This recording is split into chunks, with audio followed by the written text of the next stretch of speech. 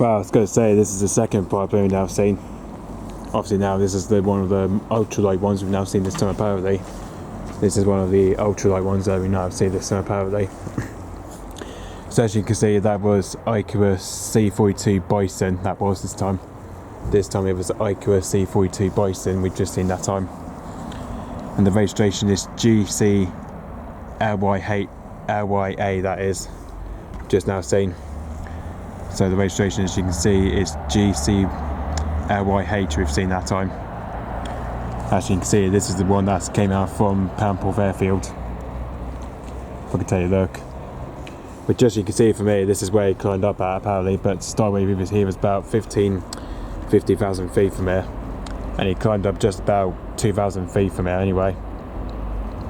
This is where he climbed up at apparently, just about 2,000 feet from here. As you can see, that took off at his base at Pample Airfield at 3:50 PM. Just literally took off from his base at Pample Airfield at 3:50 PM. Coming out from his base at Pample Airfield, as you can see. This is where this came out from, apparently, from his base at Pample Airfield. Bit strange though, because we didn't even see any much planes over today apparently. The only one we did see early on today was the Mellor Mark II. The Mellor Mark II we saw early on today apparently, which normally we don't really see that one apparently over the weekends. Very strange day, because we saw a Mellor Mark II helicopter today apparently, which is very strange, because we saw a Mellor Mark II today.